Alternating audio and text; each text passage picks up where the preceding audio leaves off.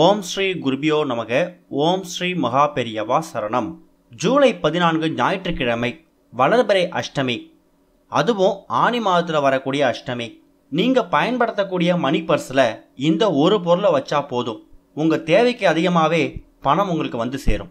அது என்ன பரிகாரம், அது என்ன பொருளை எப்போ வைக்கணும் அப்படிங்கிற விவரத்தை தான் இந்த பதிவில் பார்க்க போகிறோம். அதுக்கு முன்னாடி நம்ம சேனலுக்கு இப்போ தான் நீங்கள் ஃபஸ்ட் டைம் வரீங்க அப்படின்னா மறக்காமல் நம்ம சேனலை சப்ஸ்கிரைப் பண்ணிக்கோங்க. இது மாதிரி தொடர்ந்து அப்டேட்ஸ் தெரிஞ்சுக்கிறதுக்கு அந்த நோட்டிஃபிகேஷன் பெல்லையும் கிளிக் பண்ணிக்கோங்க. இப்போ பரிகாரம் என்ன அப்படிங்கிறத பற்றி பார்க்கலாம். அஷ்டமி அப்படின்னு சொன்னாலே நம்ம ஞாபகத்துக்கு வரக்கூடியவர் கண்டிப்பாக கால பைரவர் தான். காரணம், கால பைரவர் அப்படிங்கிறவர் பல பேருக்கு காவல் தெய்வமாக இருக்கக்கூடியவர். அதுவும் வளர்பிறை அஷ்டமியில் நம்ம பைரவரை வழிபட்டோன்னா நம்ம வாழ்க்கையில் இருக்கக்கூடிய செல்வ செழிப்பை அதிகப்படுத்திக்க முடியும். நம்மக்கிட்ட இருக்கக்கூடிய பிரச்சனைகள்லாம் தீர்ந்து நம்மக்கிட்ட இருக்கக்கூடிய செல்வம், வளம், பணம், பேரு, புகழ் இது எல்லாம் வளர்ந்துக்கிட்டே போகும். நம்மக்கிட்ட இருக்கக்கூடிய கஷ்டங்கள் தேய்ந்து போகணும்னா தேய்பிரை அஷ்டமியில் பைரவரை வழிபடலாம். அந்த வகையில் ஜூலை 14ஆம் தேதி ஞாயிற்றுக்கிழமை வரக்கூடிய இந்த ஒரு வளர்பிறை அஷ்டமி திதியில் நீங்கள் செய்யக்கூடிய எந்த ஒரு காரியமாக இருந்தாலும் அது உங்கள் வாழ்க்கையில் ஒரு வளர்ச்சியை ஏற்படுத்த போகுது. கால பைரவர் அப்படிங்கிறவர் எதிரிகளோட தொல்லையை நீக்கக்கூடியவர். நமக்கு யார் ஒருத்தவங்க பிரச்சனை தராங்களோ அந்த பிரச்சனையை நீக்கிறதுக்கான வழியை கண்டிப்பாக காலபைரவர் தான் காட்டுவார். அதனால தான் காலபைரவரை பல பேர் எதிரிகள் தொல்லை நீங்கிறதுக்காகவும், கடன் பிரச்சனை தீர்றதுக்காகவும், திடீர் விபத்துகள் ஏற்படாமல் இருக்கிறதுக்காகவும் வழிபடுறாங்க. அந்த வகையில் நம்மக்கிட்ட இருக்கக்கூடிய பணம் பன்மடங்கு பெருகுதோ இல்லையோ, அது வீண் விரயமாகாமல் வீண் செலவாகாமல் இருக்கக்கூடிய பணம் நம்மக்கிட்ட பத்திரமா இருந்தாலே நாம் சம்பாதிக்க அது தானாகவே வளர்ந்துடும். அதுக்கு நீங்கள் பயன்படுத்தக்கூடிய மணி பர்ஸ் அப்படிங்கிறது ரொம்ப ரொம்ப முக்கியத்துவம் வாய்ந்தது. நீங்கள் பயன்படுத்தக்கூடிய மணி பர்ஸை பொறுத்து தான் உங்களோட செல்வ வளம், உங்ககிட்ட லக்ஷ்மி கடாட்சம் எப்படி இருக்குது அப்படிங்கிறத ஒருத்தவங்க முடிவு பண்ணுவாங்க. இப்போ நம்ம சொல்லக்கூடிய இந்த ஒரு பொருளை வளர்பிறை அஷ்டமி அன்னைக்கு மாலை 4 மணிக்குள்ளே உங்களோட மணி பர்ஸில் வைக்கிறதுக்கு முயற்சி பண்ணுங்கள். அது ஏன் மாலை 4 மணிக்குள்ளே அப்படின்னா, ஜூலை 13ஆம் தேதி மதியம் 2 மணிக்கு மேலெல்லாம் அஷ்டமி ஆரம்பிச்சிடுது. அது ஜூலை 14ஆம் தேதி மாலை 4 மணிக்கெல்லாம் முடிஞ்சிடுது. பொதுவாக அஷ்டமியில் பைரவரை ராகு கால நேரத்தில் வழிபடுறது சிறப்புன்னு சொல்லுவாங்க. ஆனால் ஜூலை 14ஆம் தேதி ராகு காலம் ஆரம்பிக்கிறதுக்கு முன்னாடியே அஷ்டமி திதி முடிஞ்சிடுது. அப்போ என்ன செய்யலாம்? இந்த ஒரு வாரத்தை மட்டும் நீங்கள் ராகு காலம் வரைக்கும் வெயிட் பண்ணாமல் ஜூலை 14ஆம் தேதி மாலை ஒரு 4 மணிக்குள்ளேயே கோவிலுக்கு போயிட்டு நீங்கள் பைரவரை வழிபடுறதுக்கு முயற்சி பண்ணுங்க.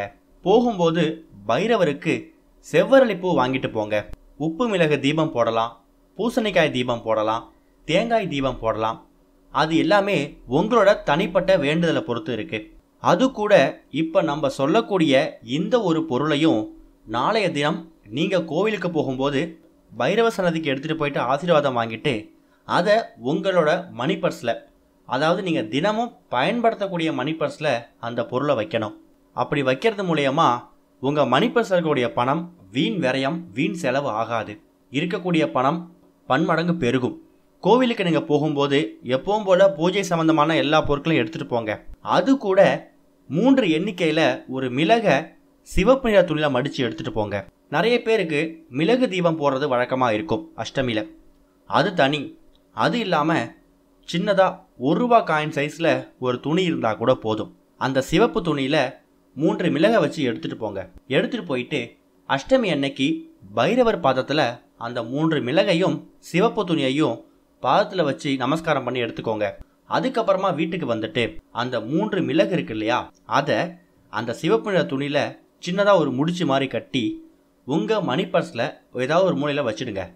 அது அந்தளவுக்கு ஒன்றும் பெருசாக இருக்காது. 3 மிளகு அப்படிங்கிறது ரொம்ப சின்னதாக தான் இருக்கும். இந்த ஒரு மிளகை நீங்கள் அவ்வளவு சீக்கிரம் இந்த மணி பர்ஸ் எடுக்கக்கூடாது. அடுத்த வளர்பிறை அஷ்டமி வருதுல்ல, நடுவில் தேய்பிரை அஷ்டமி வரும், அதுக்கு எடுக்கக்கூடாது. இந்த ஒரு வளர்பிறை அஷ்டமிக்கு இந்த 3 மிளகை சிவப்பு நிற துணியில் முடிச்சாக வச்சு அதை நீங்கள் மணி பர்ஸில் வைக்கிறீங்கன்னா அடுத்ததாக வரக்கூடிய வளர்பிறை அஷ்டமி அன்னைக்கு தான் அந்த முடிச்சை நீங்கள் எடுக்கணும். அதுக்கப்புறமா அந்த சிவப்பு நிற துணியை அப்படியே வச்சுட்டு அந்த 3 மிளகை உங்கள் தலையை 3 முறை சுற்றிட்டு வீடு பக்கத்தில் இருக்கக்கூடிய ஆறு, ஏரி, குளம், அப்படிலாம் கோவிலில் இருக்கக்கூடிய குளத்தில் கூட அதை நீங்கள் விட்டுறலாம். மறுபடியும் அதே மாதிரி கோவிலுக்கு போகும்போது பைரவர் பாதத்தில் மறுபடியும் 3 மிளகை வச்சு எடுத்துட்டு வந்து அஷ்டமி முடியறதுக்குள்ள அந்த 3 மிளகையும் அந்த சிவப்பு நிற துணியில வச்சு மறுபடியும் அந்த மணி பர்ஸில் வச்சுக்கோங்க. இது மாதிரி ஒரு மாதமும் வரக்கூடிய வளர்பிறை அஷ்டமியில் 3 மிளகை உங்களோட மணி பர்ஸில் வச்சுக்கிட்டே வாங்க. பழைய மிளகை கோவிலுக்கு போகிறதுக்கு முன்னாடி கோவில் குளத்தில் விட்டுருங்க. இப்படி செய்யறதால உங்களோட மணி பர்ஸில் இருக்கக்கூடிய பணம் வீண் விரயம் வீண் செலவு ஆகாது. அது உங்களோட செல்வ செழிப்புக்கு ஒரு பாதுகாப்பாக மாறிடும். உங்கள் தேவைக்கு என்ன செலவு இருக்கோ அதுக்காக மட்டும்தான் பணம் செலவாகும். மற்றபடி நீங்கள் எதிர்பாராத செலவுகள் உங்களுக்கு வருதே நீங்கள் பயப்பட தேவையில்ல.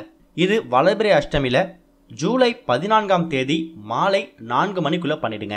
வளர்பிறை அஷ்டமியில் நீங்கள் பண்ணக்கூடிய ஒரு பரிகாரமும் உங்களுக்கு இரட்டிப்பு பலன்களை ஏற்படுத்தும். அதை மறந்துடாதீங்க. கட்டாயம் நாளை தினம் நீங்கள் கோவிலுக்கு போகும்போது கண்டிப்பாக ஏதாவது ஒரு தானம் பண்ணுங்க. கோவில் வாசலில் யாசகம் கேட்டு இருப்பாங்க, அவங்களுக்கு உங்கள் கையால் அன்னதானம் பண்ணுங்க. அது போக பைரவரோட ஒரு வாகனம் அப்படிங்கிறது கண்டிப்பாக அது நாய் தான்.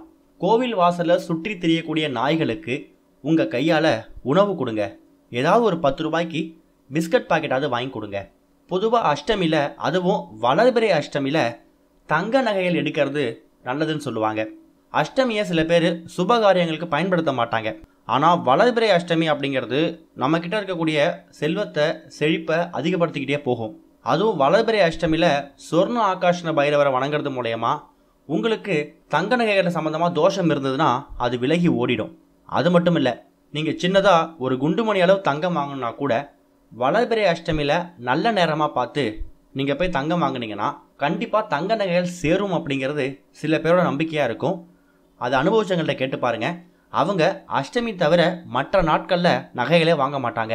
இது உங்களோட தனிப்பட்ட விருப்பம். ஒருவேளை உங்களுக்கு தங்க நகைகள் அதிகமாக சேரணும் அப்படிங்கிற ஒரு ஆசை இருந்துச்சு அப்படின்னா வளர்பிறை அஷ்டமியில் சொர்ண ஆகாஷ்ண பைரவரை வணங்கிட்டு தாராளமாக தங்க நகைகளை வாங்கி முயற்சி பண்ணுங்க. இப்போ சொல்லியிருக்கக்கூடிய இந்த விஷயங்கள் எல்லாத்தையும் ஜூலை 14ஆம் தேதி வளர்பிறை அஷ்டமி அன்னைக்கு முயற்சி பண்ணுங்க. அடுத்த ஒரு வளர்பிறை அஷ்டமிக்கு ஒரு நல்ல முன்னேற்றத்தை நீங்கள் பார்க்க முடியும். கண்டிப்பாக மணி பர்ஸில் பணம் சேருதோ இல்லையோ, இருந்த பணம் வீண் விரயமாகாது. ஓம் ஸ்ரீ குருபியோ நமக. ஓம் ஸ்ரீ மகா பெரியவா சரணம்.